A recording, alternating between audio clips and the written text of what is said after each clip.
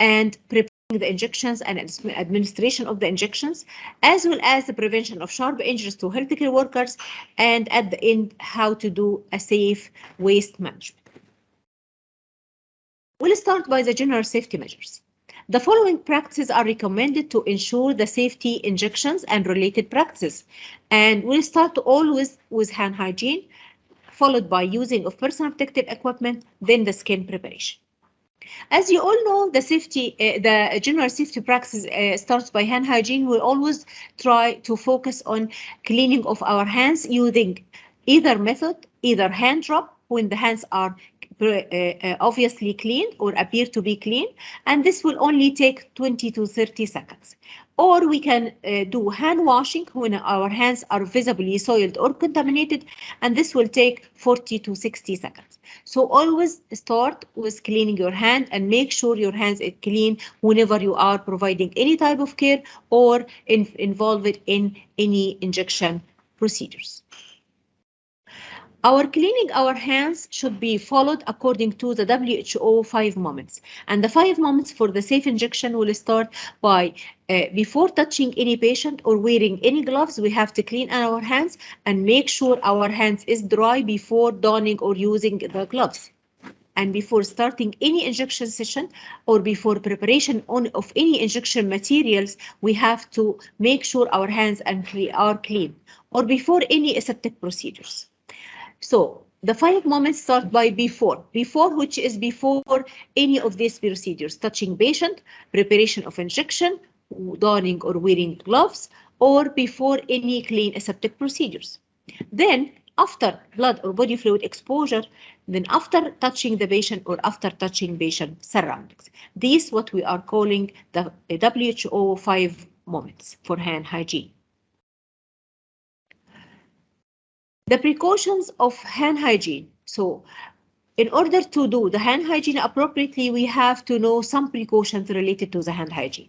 You may need to do hand hygiene more than one time during the injection procedures if your hands got contaminated with any blood or body fluids. And you have to avoid the injections if you have any conditions affecting your skin integrity, like some major skin lesions or cuts. And it's good to cover also if you cover your hands if you have any small cuts. The use of personal protective equipment or PPE has some indications, and you have to wear a well-fitted gloves, non-sterile, single-use. So the gloves is used for safe injection is non-sterile, single-use, well-fitted gloves, so you can make sure you can, have an accurate or good touch for the patients in order to palpate the vein, to collect the blood, or to do any procedures related to the injection. And again, make sure your hands are clean after you clean your hands before you put on gloves in order to have a good hand hygiene and appropriate glove use. And do not use the same pair of gloves for more than patient, because one glove for one patient, and do not reuse gloves or clean the gloves or wash the gloves. You also have to know other indications for the glove use. So some procedures like direct contact with patient, like with any blood or body fluid or mucous membrane, you need to wear gloves. And also before any performance of venipuncture or intravenous injections, you have to wear gloves. And healthcare workers also or patients' skin when they are non-intact, like with eczema, skin infection, skin cracks, or cuts or burns, also have to wear gloves. And don't use the gloves more than one time. So use one pair of gloves for one procedure for one patient. Some situation we don't use gloves. These situations, for example, like intradermal injection, intramuscular injection, or subcutaneous injection. And also, in this situation, healthcare workers' skin should be intact. And do not use gloves or provide gloves do not provide protection against needle stick injury. So having gloves is good for you to protect yourself from exposure to blood or bloodborne viruses or any contamination, but it will not prevent the needle stick injury. Needles, scalpels, and other sharps should be always handled with extreme precautions to avoid any needle stick injury. Other single-use personal protective equipment like mask or eye protection or other protective clothing are not indicated for the regular injection procedures unless the exposure to blood or body fluid or splashes is expected. You can use. And when you use the personal protective equipment, remember to dispose it immediately after each use. Next, we will move to the skin preparation or disinfection. In order to do the safe injection, we have to disinfect the skin of the patient before the procedures. We can use either 60 to 70% alcohol solution, or we can use other disinfectant like chlorhexidine gluconate 2% or bovidine iodine 7.5%. This is regarding the solutions used. What about the method? The method to disinfect the skin, we use this method by wiping the area from the center of the injection site outward without going over the same area. And we apply the solution for minimum 30 seconds, then allow to dry completely. Do not try to dry it again by any gauze or cotton. And do not pre-soak the cotton in a container because this will contaminate the solution and the hands. It will be contaminated by the hands and the environmental bacteria. And also do not use alcohol skin disinfection for administration of vaccination.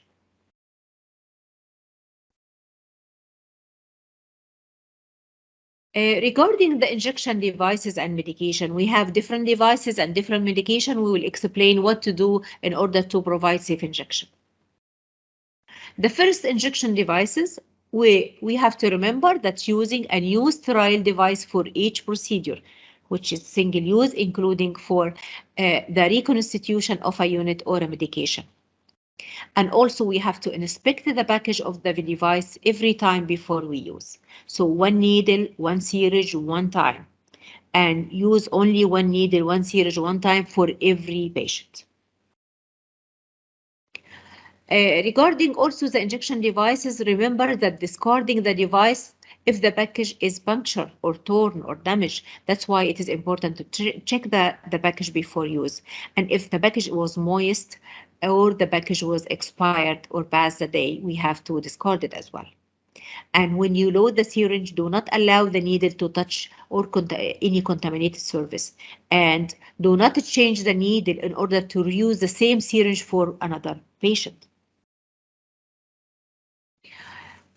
The medications. Regarding the medications, we have single-use dose vials and we have a multi-dose vials. The single-dose vials is always preferred, and whenever possible, use it for each patient to reduce the cross-contamination. And remember, do not combine any leftover of medications for later use. Regarding the multi-dose vials, only use the multi-dose vials when there is no other options. And remember to remove the lid and disinfect the rubber diaphragm before you use, and do not touch the rubber diaphragm after the disinfection. And do not store the medication with other items. You have to have a dedicated separate area for storing the medication for the multi-dose vials. Here there is simple comparison between single-use versus multi-dose vials. The single-dose vials or the single-dose medications is already prepared and approved as a single patient use.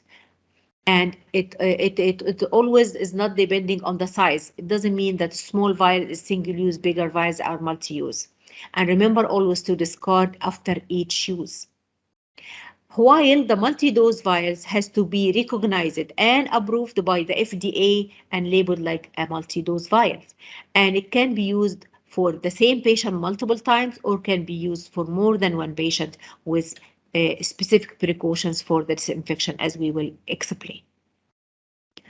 Typically, the multi-dose vials contain some antimicrobial preservatives to help to limit the growth of the bacteria, but these preservatives have no effect on the blood-borne viruses. So it has to be discarded if it is beyond time or you are doubting the storage.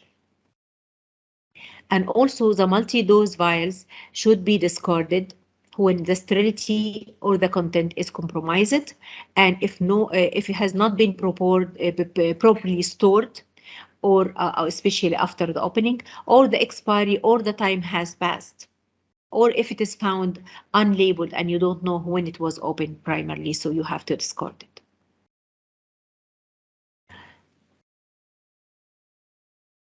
The other medications like ampoules.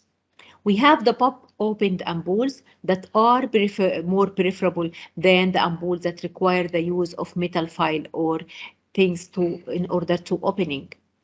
And these ampoules, as we can see, there is some colored dots here. These ampoules, and the other one, there is a cutting line that you can cut it with a metal file. How we can use these ampoules? If using an ampoule that requires the metal file to open, you have to protect your fingers with a small gauze when you are cutting the ampoule in order to avoid, injury. Other medications are commonly used are fluids or solution bags. And these solution bags, remember, it is not for sharing, like 101,000 milli for reconstitution, and not recommended for routine injection, and considered as a high risk of contamination. When you prepare the injection, you have some instructions you have to follow. So 3 steps to start with. Keep the injection preparation area is clean. So you have to have a dedicated area that is completely clean, and it is for preparation and loading the injection. Then you have to clean the preparation surfaces with 70% alcohol and let it air dry. Then assemble and prepare all the equipment needed for the injection. So sterile single-use needles should be there, and syringes, reconstitutional solutions or sterile water, alcohol swabs, and sharp container. These items should be available and prepared before you start the session for preparing any injection. The procedure for septum vials. For the septum vials, you have to wipe the diaphragm with 70% alcohol before piercing the vial and allow to air dry. Then insert the device into the septum. So the procedure you have, as we said, we disinfect, allow to dry, and never leave the needle in the multi-dose vial. And once it is loaded, the syringe, you have to withdraw from the multi-dose vial and administer the medication as soon as possible. And don't leave unprotected needles outside the sharp container. We'll move to an important point. And from the practice, we notice it is not done appropriately all the time, which is labeling. Labeling is very important. Label multi-dose vial that do not require reconstitution with date and time from the first piercing of the vial, and name and signature of the person who prepared the vial or piercing the vial. The preparation of the injection starts by cleaning and wiping the rubber septum. Then insert the sterile syringe into the septum. Then to inject the necessary amount of reconstitutional fluid. Then remove the syringe and make sure to remove the needle and syringe together. Discard them as a single unit. Then mix the reconstituted fluid in the vial appropriately. Then you can start to practice to load a syringe and give injections. If the dose cannot be administered immediately after the preparation, you can cover the needle with the cap using the one-hand scope technique to avoid the needle stick injury, and store this loaded syringe in a clean kidney dish or a similar container. For the time recommended to be kept, you have to check the manufacturer instructions as well as the pharmacy in your local area. Other multi-dose vial after reconstitution has also to be labeled. It also has to be labeled with date and time, and type and volume of the diluents, if applicable, and the final reconstitution expiry date or time, and name of the person who prepared or reconstituted the drug. again, labeling is very important. The administration of injection. The administration of injection has to be completely under aseptic technique. When administered an injection, check the prescription of the medication and make sure it have the similar corresponding patient name and dosage, and perform hand hygiene before you start the injection procedure. Some of the administering injections we have using a needle system. In case we are using the needle system, we have to wipe the top of the vial with 76 to 70% alcohol. Then open the package in front of the patient. You know, it is very important and make reassurance for the patient that it's completely clean and it is only used for the patient. It makes the patient more happy and satisfied. Using the sterile syringe and needle, withdrawing the medications from the ampoule or the vial. Some other administration injection, we can use needleless system. In case we are using this type of needleless system, wipe the rubber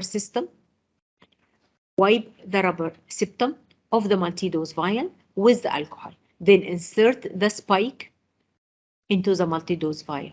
Then wipe the port of the needleless system with alcohol as well. Remove the sterile syringe from the package. Insert the nozzle to the sterile syringe into the port. Then withdraw the reconstituted drugs. Now we reach the prevention. Every one of you should know exactly what are the steps for the prevention of sharp injuries in healthcare settings. The prevention of sharp injuries have to be followed the steps of safe injection and some other precautions to be followed. So never remove the needle used from or handled with bare hands. Whenever you are handling sharps, you have to wear gloves. And this procedure must be carried out close to the sharp container. Sharp container should be within 1 arm reach from any medication preparation or injection procedures. And discard the used needles and syringe as a single unit and immediately after usage into the sharp container. Other points also have to be followed. Do not bend or break or manually remove the needles before disposing, because these measures can expose you to the risk of needle stick injury. And this is the one scope technique, one hand scope technique in order in case we have to recap the needles for any reason. Usually recapping is not recommended, but in case that you load the syringe and you have to postpone or delay the administration of medication, you can only follow the one hand scope technique. The safety measures is too much helpful nowadays, and there is multiple safety features available in the Ministry of Health, like hanging or sliding shields attached to the phlebotomy needles or winged steel needles and blood gas needles. They are all can have some safety features. In case sharp injury happen, we have to know what to do immediately. We do what we call like the first aid measures. So immediately you have to take the first aid measures followed by reporting. And as soon as possible, you have to do this in order to receive any post-exposure prophylaxis needed, the earliest not to delay beyond 72 hours. Remember that one needle, one syringe, one time will equal 0 infection. We'll move to the waste management. The waste management is important for all categories because we are all sharing in the process of waste management. التخلص من النفايات بيهم جميع الفئات والجميع لازم يتبع الإجراءات كلهم في تخصصه. Starting by discarding used sharps and glass ampoules immediately once used. ونتخلص من أي أدوات حادة أو زجاجية بمجرد استخدامها في داخل الحاويات الخاصة بالتخلص الآمن من النفايات. الحاويات الصفراء الشهيرة المتوفرة في جميع مناطق الرعاية الصحية اللي بتتميز بأنها لا يتم تسريب أي سوائل منها، وهي اللي بتستخدم في التخلص الآمن من النفايات. place the sharp containers within one arm reach. يجب وضع الحاويات الخاصة بالتخلص من الآمن من النفايات في أماكن قريبة من مقدم الرعاية الصحية لتسهيل عملية التخلص من النفايات وعدم نقل الأدوات الحادة من مكان إلى مكان آخر. الwaste management you have to replace sharp container when the container is 3/4 full. The 3/4 full or 3 months in all departments except in the lab it has to be changed every 7 days.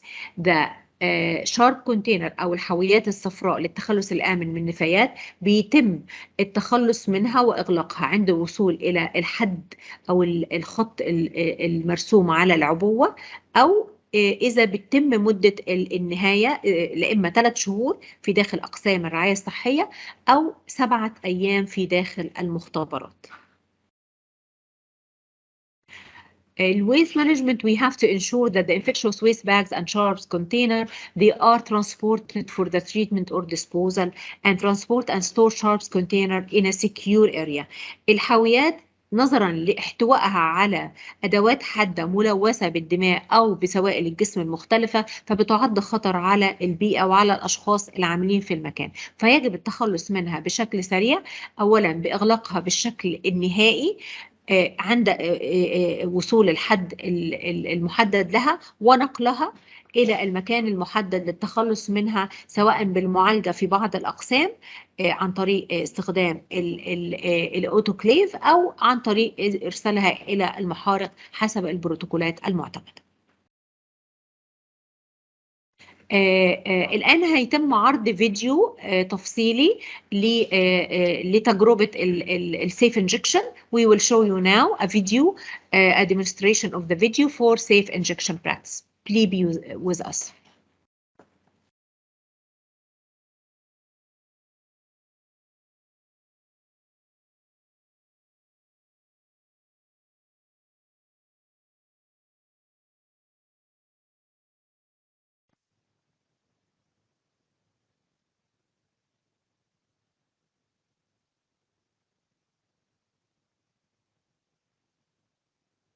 Injections. We've all had them. They are one of the most common medical procedures worldwide. They prevent and treat diseases and save lives.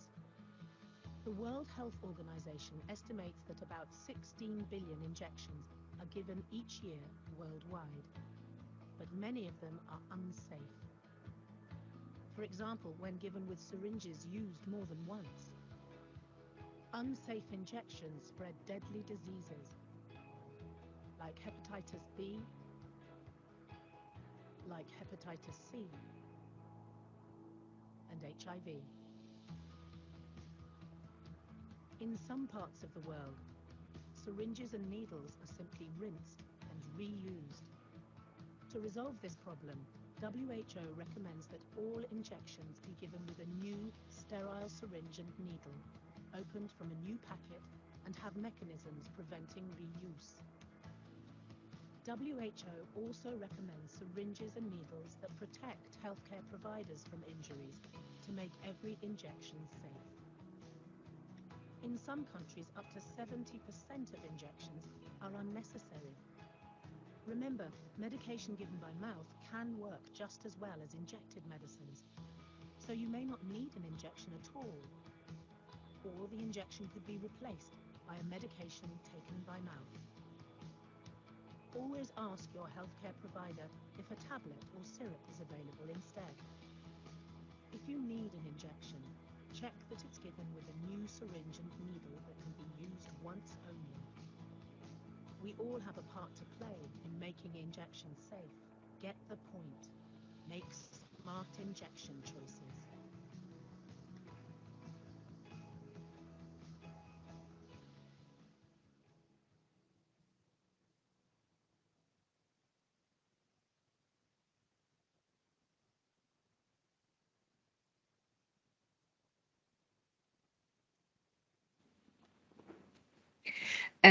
Now we finish our presentation. for the safe injection practices for the primary healthcare workers. Thank you. And if you have any questions. For the safe injection practices for primary healthcare workers.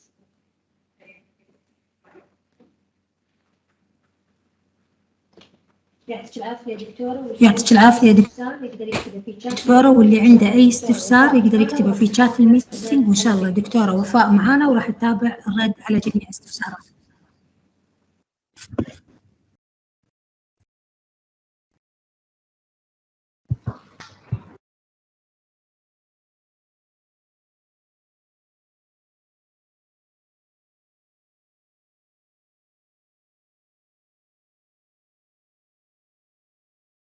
أوكي.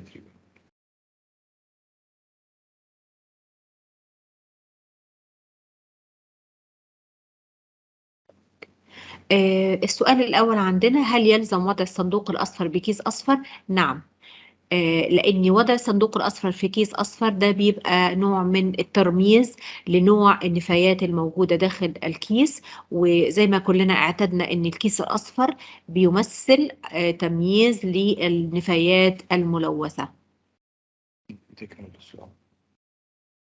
بتكمل السؤال بعد ما ينتهي. بعد مظبوط. هو التخلص من الصندوق الأصفر بيتم عند امتلاءه إلى 3/4 أو الحد الخط اللي محطوط على الصندوق، أو انتهاء المدة اللي هي 3 أشهر في جميع الأقسام و7 أيام داخل مختبرات. بالنسبة للتبليغ عن إصابة منو يعبي الفورم وشلون أحصل الفورم. بالنسبة للفورم احنا تم شرحها وتوضيحها في أثناء الورش العمل، ولكن للتوضيح الكتيبات الخاصة بالتبليغ متوفرة، وإذا مش متوفرة بنحاول نوفرها لكم. المحاضرة القادمة الدكتورة غدير الغريب راح تشرح لكم كمان وتوضح لكم أكتر طريقة ملء الفورم الخاصة بالتبليغ. شكرا. Thank you. Your information for application is not that you should claim with correct 70% of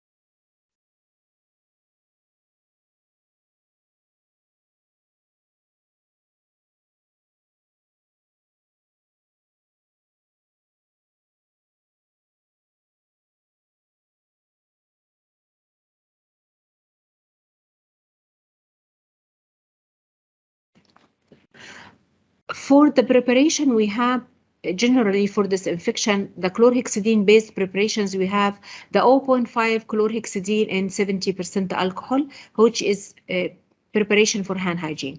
Other preparation of chlorhexidine, we have the 2% chlorhexidine and 70% alcohol, and this can use for disinfection of the skin. If you mean the use of bovidine iodine, 7.5 up to 10% also can use for wound or skin disinfection. But the hepatin is a different preparation and have a different usage. It's not for the dressing. I wish that I answered your question. Thank you. Thank you. Thank you. وهل في مجال ينرسل الفيديو توضيح على التيمز؟ بيسأل.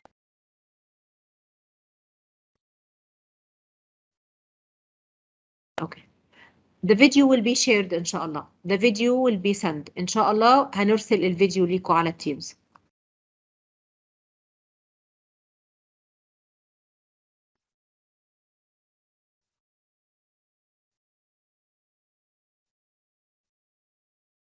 أوكي. إن شاء الله الرابط ما يكون فيه فيروس. لا تخافون.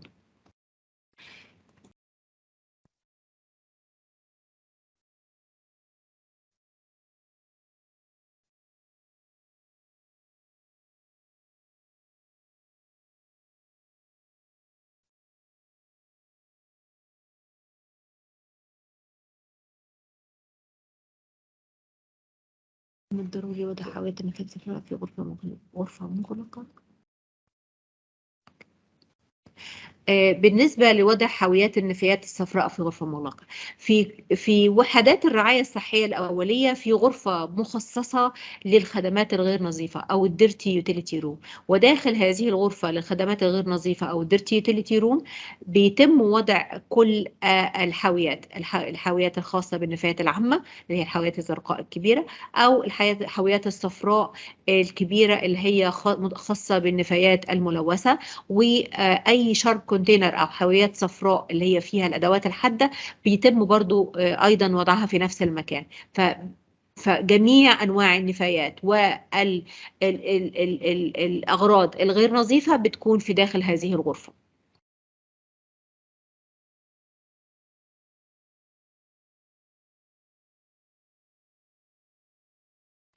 بالنسبة للتعامل مع بطاقات مراجعة المرضى بعيادات السكر أو بأي عيادات لتسجيل المعلومات، أو التعامل مع المرضى في الرعاية الصحية مثلا بناخد منهم البطاقات المدنية أو بناخد منهم الريكوست أو أي فورم أو أي أوراق، يكفي تطهير الأيدي بالمطهر الكحولي المتوفر في الرعاية الصحية. أما بالنسبة للنفايات السائلة وضعها بعلبة محكمة، هل يكتفي بوضعها بكيس أصفر؟ بالنسبة للنفايات السائلة المؤسسات الصحية متعاقدة مع شركات بيتم تجميع النفايات الصحية في حاويات مغلقة وبيتم تسليمها للخدمات الفندقية.